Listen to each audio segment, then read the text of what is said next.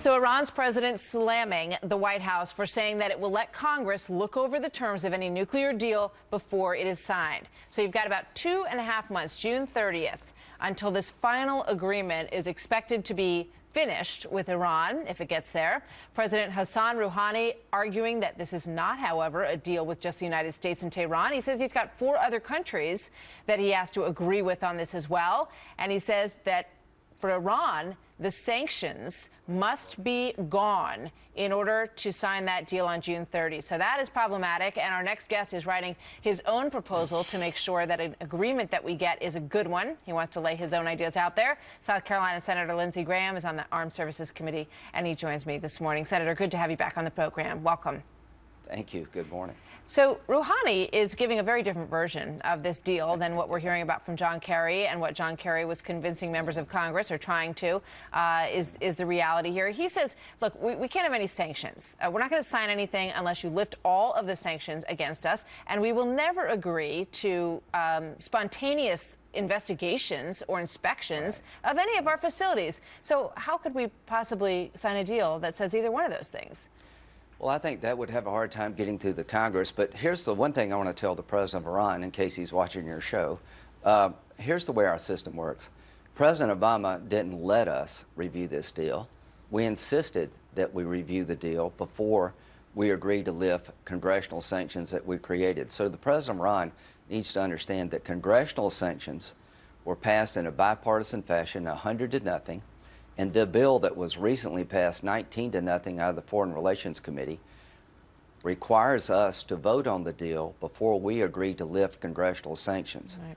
And that's not up to President Obama. That's not up to John Kerry. It's not up to the President of Iran. It's up to the Congress. So to the President of Iran needs to understand that you're not going to tell us what to do. We'll make our own decisions. I understand. And I want to know what you think of the deal that was reached, because there are varying opinions on whether or not Congress gave away too much in this deal. And one of the things that I think is really interesting is that they wanted to have something in it that said that, you know, Iran would have to give up any activities in terrorism, and particularly terrorism that would impact the United States in any way. And that was deemed to be a deal breaker. Oh, Iran will never sign something that says that they cannot engage in any terrorism. I mean, that's pretty incredible, Senator. Well, here's what we did. There's a reporting requirement to the Congress about any activity Iran is engaged in against the United States in our interest. There was a certification requirement in the original bill requiring the President to certify they're not engaged in terrorist activities or threats against American interests. That certification was taken out. The reason I support this deal is for a year I've been working on the concept that congressional sanctions cannot be lifted until the Congress looks at the deal, we vote. There's no binding deal regarding congressional sanctions unless Congress agrees. This bill is a good bill. Okay. It requires us to look at it, it requires us to vote, and if we get 60 votes disapproving the deal, then congressional sanctions are left in place. All right, so you feel that it protects your oversight capacity and ability, and that nothing can be passed or lifted unless Congress has that. And here's what, yes, ma'am, and here's what the President of Iran needs to understand. This deal will come to us. And if you don't have a anytime, anywhere inspection regime regarding your military facilities, if you think you're going to get through the United States Congress immediate sanction relief, no intrusive inspections, then you're really kidding yourself. And I hope the administration will tell the Ayatollah and the President of Iran the truth about how our system works. Hope John Kerry will be honest with the Iranians that I have to get this deal through Congress, and I can't get a deal through Congress that allows the sanctions to be relieved immediately and doesn't have an intrusive inspection regime anytime, anywhere. It's unlikely that they'll ever agree to either one of those things, it sounds like, Senator. Well, then he'll want a deal too bad. All right. Well, there should be a deal, but it should be a good deal. All right, agreed.